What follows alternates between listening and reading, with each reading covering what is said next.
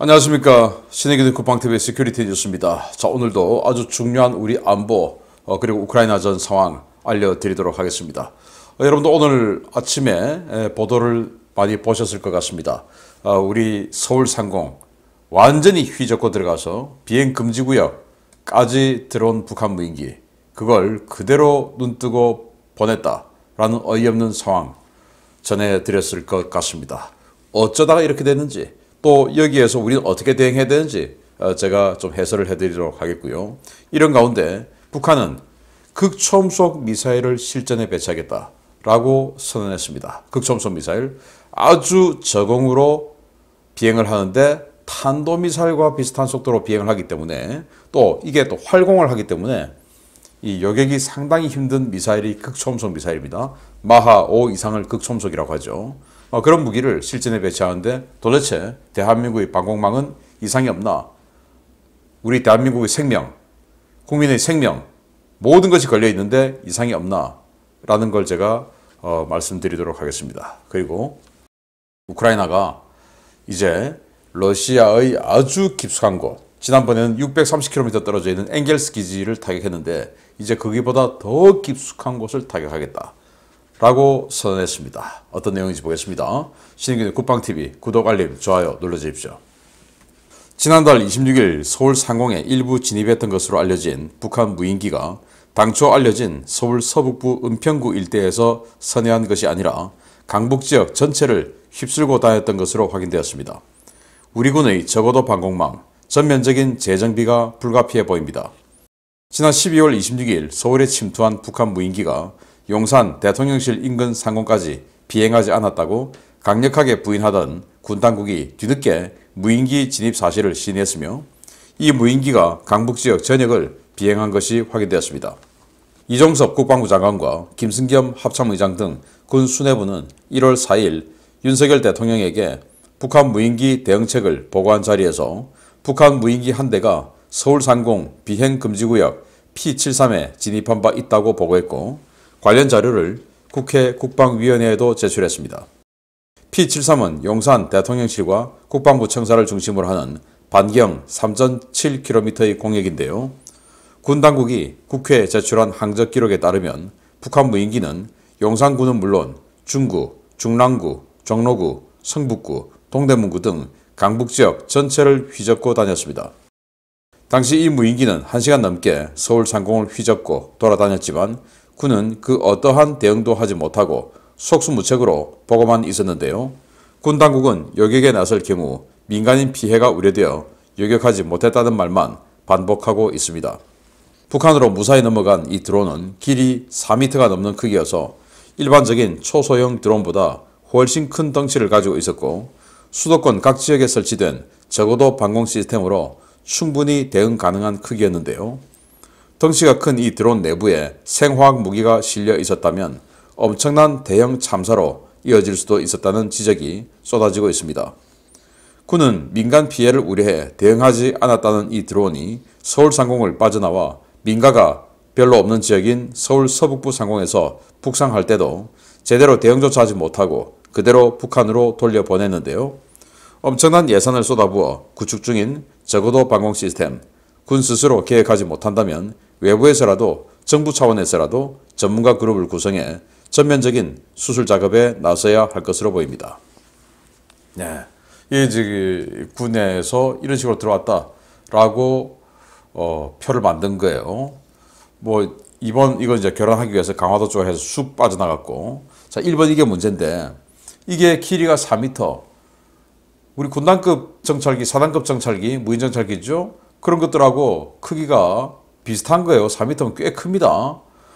그런 무인기가 지금 서울 동대문구, 중랑구까지 쑥 들어왔다가 다시 나가는데, 지금 이 표가 맞다면 거의 자유로 그런 상공으로 왔다가 갔다가 한 것으로 보이는데, 이 지역에 사람 굉장히 많이 살죠. 그러나 여기 일산에서부터 그 파주 사이 어간에 조금 또 한적한 곳이 있어요. 이런 곳에서는 왜 격추를 못했을까?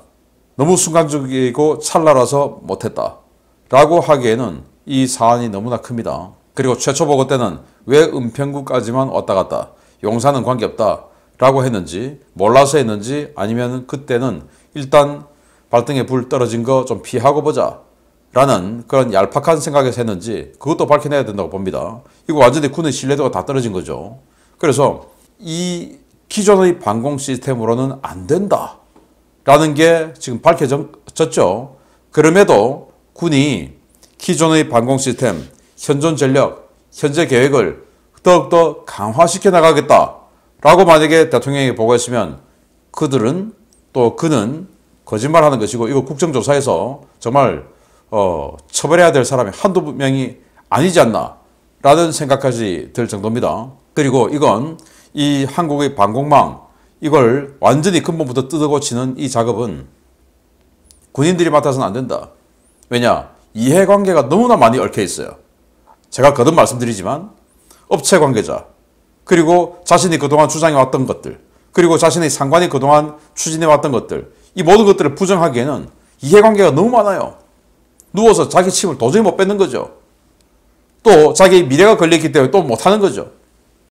이건 군인이 아니고 민간 차원에서 어떤 특별한 위원회를 만들어서 다시 재조정해야 되지 않냐 라는 생각이 들 정도로 정말 우리 군의 신뢰가 땅바닥에 떨어졌지 않는가 라고 생각을 하고, 오늘 뭐 이 기자들에게 브리핑도 하고 했는데 그 내용들을 이렇게 보면 좀 구차하다 라는 생각이 들 정도로, 왜 이렇게 군에 계신 분들은 말을 뒤집기를 이렇게 쉽게 하냐. 우리 민간에 사업하시는 분들 거짓말하면 사업 큰일 나죠. 그런데 저렇게 군에 있는 사람들은 명령에 의해서, 그랬는지 모르겠지만 어떻게 저렇게 뻔뻔한 거짓말들을 저렇게 잘할 수 있나 라는 생각이 들 정도입니다. 그리고 저는 오늘 이 브리핑 한 내용들을 이렇게 보면서 이것도 저는 뭔가 미심쩍다 라는 생각이 드는데요. 지금 제가 좀 이따 알려드릴 극초음속 미사일 관련 또 그런 거 다 합해서 우리 한국의 방공망 정말 심각하죠. 북한 여기다가 핵탄두를 대량 양산, 기하급수적인 증강 하겠다고 했고, 그걸 전술핵을 하겠다고 했고, 거기다가 실어서 우리에게 보내겠다고 했고, 북한이 600mm 초대형 방사포 30기를 실전에 배치했다고 그 사진을 보여줬습니다. 그 30기 전부 유견장, 그것만 해도 180발이 날라오는데 그걸 우리가 어떻게 막냐. 거기다 극초음속 지금 이야기할 텐데 그거 어떻게 막냐. 러시아와 이 이란은 이번 우크라이나전에서 탄도미사일과 드론의 하이브리드 공격 전술을 테스트하겠다라고 했는데 북한은 그거 안 하겠습니까? 그 데이터를 북한은 안 받아보겠습니까? 기존의 방공망, 계획된 방공망, 국지방공 레이더, 그리고 한국형 미사일 방어 시스템이라고 하는 것들, 이게 효과가 없다, 위험하다라고 저 같은 사람들이 수년 전부터 주장을 해왔음에도 불구하고 군은 업체들의 어떤 로비를 받았는지 그것까지는 알 수 없으나 아무튼 군은 된다라고 계속 주장해야 하는데 안 되지 않습니까? 이 서울상공에서 격추하면 민간인 피해가 갈까봐? 아니 여기 민간인이 좀 적은 지역도 분명히 있는데 왜 못 쐈냐 이거죠. 능력이 안 되니까 못 쐈죠. 국지방공 레이더는 정면을 바라보고 있는데 측면도 볼 수 있고 뒤로도 볼 수 있어요. 근데 틀 수 있습니까 이걸? 못 틀죠. 튼 순간 또 넘어오면 이걸 못 보는데 못 트는 겁니다. 이런 방공 시스템. 대공포는 저렇게 많은데 그 대공포 눈을 전부 뺏어가가지고 대공포는 레이더가 없고 전부 다 이 국지방공 레이더에 다 의존하는 이런 시스템. 그러면 이 국지방공 레이더에서 가는 이 명령계통 이것만 끊어버리면 이 수많은 대공포들 아무 작동도 못하는데 이 네트워크 시스템 선 이거 끊는 작업 북한 안 하겠습니까? 안 하면 바보죠. 이렇게 위험한 시스템을 만들어 놓고 잘하고 있다. 이거 더 강화시키면 된다. 라고 주장하면 그들은 정말 저는 나쁘다고 생각합니다. 자, 이것보다 더 위험한 게 또 있습니다. 보겠습니다. 전술 탄도미사일과 초대형 방사포도 버거운데 극초음속 미사일까지 등장했습니다. 최근 초대형 방사포 증정식을 갖고 초대형 방사포 실전 배치를 선언한 북한이 올해 중 남한 전역을 타격권에 두는 극초음속 무기 대량 양산과 실전 배치를 시작한다는 소식입니다. 북한이 지난해 연말 열린 조선노동당 중앙위원회 제8기 제6차 전원회의에서 2023년 중에 극초음속 미사일 1단계 실전 배치를 의결하고 이와 관련된 당 결정서를 해당 부문에 포치했다고 북한 전문 매체 데일리 NK가 1월 5일 보도했습니다. 매체의 북한군 내부 소식통은 이번 전원회의에서 국방장비 부문 과업 중 하나로 최종 심사된 극초음속 미사일 1단계 편제 배치 방안 당 결정서가 해당 부문에 포치됐다라고 전했습니다. 이 소식통은 북한의 극초음속 미사일이 군, 군수, 국방장비 부문의 최종 검수 단계만 남겨놓고 있으며 이 검수가 올해 안에 마무리될 예정이라고 전했는데요. 당 전원회의에서 별도의 결정서를 내고 각 부문에 지시문을 하달한 이상 이 계획은 반드시 관철될 것이라고 전했습니다. 북한은 이 극초음속 미사일을 운용할 전략군 예하 2개 미사일 대대 편성 준비까지 진행하고 있는데요. 북한군 소식통은 이 대대는 남조선과 일본, 그곳에 주둔하고 있는 미군 전략기지에 신속하고 변화무쌍한 동시다발적 타격을 위한 전력이다 라며 이 전력의 군사적 의의를 설명했습니다. 북한은 액체연료 추진체를 사용하는 두 종류의 극초음속 무기를 개발하고 있는 것으로 알려졌는데요. 이들 미사일의 사거리는 1000km급이고 60km급 고도를 유지하며 마하 10의 비행속도를 구현해 현존하는 한국군 미사일 방어 시스템으로는 대응이 불가능한 것으로 평가되고 있습니다. 북한의 극초음속 미사일은 신속하고 변화무쌍한 동시다발적 타격이라는 북한 측의 관계자 주장대로 여러 종류의 미사일과 드론을 섞어 쏘는 하이브리드 공격 전술을 위한 여러 타격 수단 가운데 하나로 보이는데요. 수년 전부터 이러한 유형의 위협 등장이 예상되어 왔음에도 불구하고 이에 대한 대응 전력을 전혀 갖추지 않은 우리 군 당국, 도대체 어디서부터 개혁의 메스를 들이대야 할지 모르겠습니다. 자, 북한이 600km 정도를 날리고 극초음속 미사일 지금 성공하고 있다 이렇게 이야기했을 때 우리 군에서는 극초음속 미사일 성공한 거 없다, 아직 기술 미비하다라고 평가절하 했어요. 지금 뭐 이 윤석열 정부에서의 군은 아니고 지난 문재인 정부 때 그랬는데 뭐 그 군이나 지금 군이나 똑같죠. 다 똑같아요. 이 극초음속 미사일이 위험한 이유는 뭐냐? 탄도 궤도를 예상을 하기가 힘들다. 우리 팩3 미사일 같은 경우는 이제 탄도가 날아오는 탄도미사일을 보고 그 미래 예상 지점으로 우리 팩3 미사일 날려보냅니다. 왜? 지금 이렇게 날아오는 각도, 고도 이런 것들을 보니까 앞으로 몇 분 또는 몇 초 후에는 이 지점쯤으로 상공을 지나가겠다. 그럼 여기에다가 미리 미사일 날려보내요. 그리고 이제 최종적으로 유도를 해가지고 격추를 시키는 이제 이런 방식인데 이 극초음속 미사일 같은 경우는 활공을 해서 꺾기도 하고 뭐 이렇게 됩니다. 탄도가 두 가지형으로 생겼어요. 하나는 기존 탄도미사일처럼 생긴 거, 이를테면 킨잘 같은 뭐 그런 스타일이죠. 이건 또 오리주둥이처럼 또 납작한 거. 그래서 이 납작한 거는 물수제비 뜨듯이 퉁퉁 튕기기도 합니다. 이 퉁퉁 튕기는 걸 어디서 어떤 각도로 튕길지를 모르는데 미래 예상 지점을 어떻게 예상하겠습니까? 특히 팩3 같은 경우는 미사일 속도가 마하 5 정도밖에 안 되는데 마하 10으로 지금 막 날아오는 걸 어떻게 막겠습니까? 못 막죠. 그래서 우리 방공 시스템을 전면적으로 개선해야 된다. 또 막아낼 수 있는 무기체계 또 있어요. 그런 것들 다 지금 물론 비싸죠. 그러나 그럼 뭐 죽지 뭐 비싼 거 사지 말고 라고 하기에는 우리 대한민국이 가지고 있는 자산 너무 많죠. 아깝죠. 그리고 우리 대한민국 국민의 생명은 더 아깝죠. 그러니까 지켜야죠. 병사 월급 100만 원, 150만 원, 200만 원 주는 것보다 이런 북한의 위협에 대한 방어 시스템을 만드는 게 더 중요하지 않습니까, 국민 여러분?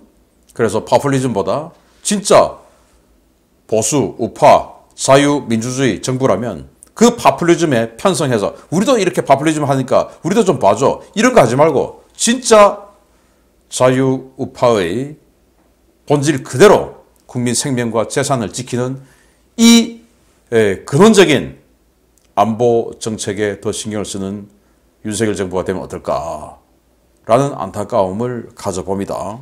그래서 이 방법들이 다 있는데 저는 이 현재 군인들에게 이 방법들을 내놔라 라고 맡겨서는 안 된다고 봅니다. 아까 말씀드렸지만 이해관계가 너무나 많이 겹쳐 있어요. 이해관계 전혀 없는 사람들이 들어가서 메스를 들이대고 가위로 잘라야 됩니다. 그런 시스템, 그런 위원회를 만들어야 돼요. 국가 방공 시스템 대개조위원회를 만들어야 된다 라는 거고, 제가 시간을 내서 또 주말 데일리 디펜스를 통해서 이 극초음속 무기 또 이런 것들을 막아낼 수 있는 방법은 뭐냐 라는 것들을 한번 말씀드리도록 하겠습니다. 세 번째입니다. 우크라이나가 최근 공격한 러시아 내륙 깊숙한 곳의 공군기지보다 더 깊숙한 곳의 전략시설을 타격하겠다고 경고하고 나섰습니다. 올봄 사상 최대 규모의 공세를 벌일 것이라는 예고도 꺼내들었는데, 아무래도 우크라이나군의 대공세가 전선은 물론 러시아 후방 지역까지 확대될 것 같습니다.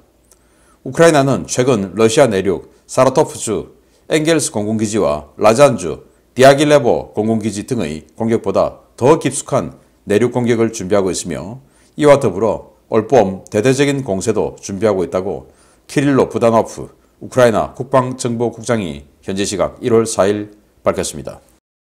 부다노프 국장은 우크라이나 국경에서 수백 킬로미터 떨어진 엥겔스나 디아길레보에 대해서 그러한 일이 벌어질 것을 볼 수 있게 되어 기쁘다라며, 전쟁이 끝나야 우리들의 역할에 대해서 이야기할 수 있겠지만 앞으로 러시아 영토 더 깊숙한 곳에서 추가적인 공격이 있을 것이라는 점만 말해두고 싶다라고 밝혔습니다. 우크라이나는 지난 12월 엥겔스 공군기지와 디아길레보 공군기지에 대한 무인기 공격을 무려 3차례나 실시했고, 이 가운데 2차례는 유효타를 기록했는데요. 이 때문에 러시아는 엥겔스 기지의 투플레프 95MS 전략폭격기 전력을 극동지역의 우크라인카 기지로 후퇴시키며 체면을 구긴 바 있습니다. 우크라이나는 투플레프 143과 투플레프 141 드론을 장거리 순항미사일로 개조해 사거리 1000km급의 공격 무기로 탈바꿈 시켰는데요. 최근 튀르키예와의 협력을 통해 개발한 터보팬 엔진을 이들 드론에 장착해 항속거리를 더욱 느린 장거리 자폭 드론 개발에 성공해 이를 양산하고 있는 것으로 알려졌습니다. 워싱턴 소식통들은 부다노프 국장이 공격을 예고한 더 깊숙한 곳의 시설이 러시아의 군수 공장이 될 수 있다고 보고 있는데요.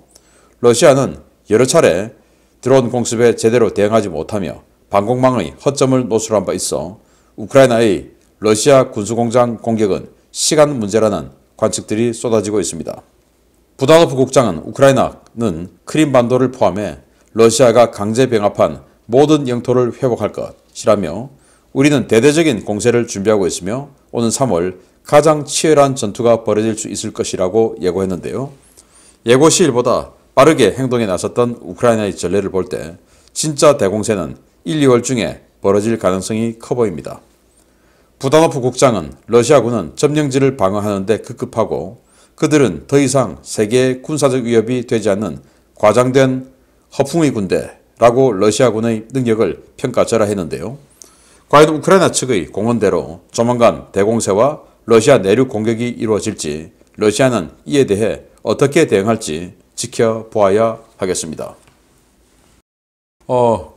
우크라이나군 정보국장이죠. 이 사람이 우리 앞으로 더 깊숙한 곳 공격할 거야 라고 선언했습니다. 그리고 3월에 대공세를 할 거야 라고 했는데, 저는 이건 이제 교란 전술인 것 같고 1, 2월에 하겠죠. 3월에 대공세한다고 말해놓고 3월에 대공세하면 그거 바보죠. 그래서 1, 2월에 준비가 갖추어지기 전에 때리지 않을까라고 생각하면서, 지금까지는 우크라이나가 결정적인 승기를 잡은 게 바로 이 동남부 지역이죠. 자포리자, 또 헤르손, 그리고 이제 루안스크, 도네츠크 이 지역에서 전선 후방 지역에 있는 3, 40km, 또 50km, 60km 후방에 있는 탄약고를 집중적으로 때리면서 러시아군의 전쟁 지속, 전투 지속 능력을 갉아내리면서 승기를 잡기 시작했죠. 또 보급이 제대로 제때제때 못 들어오도록 역을 부순다든지 다리를 끊어버린다든지 철로를 파괴시킨다든지 뭐 이런 식으로 해서 보급이 제대로 안 이루어지도록 만들면서 승기를 잡았죠. 그런데 이제 그걸 더 깊숙한 곳으로 아예 탱크를 만드는 탱크 공장, 탄약을 만드는 탄약 공장 이런 데를 때려버리겠다라는 거죠.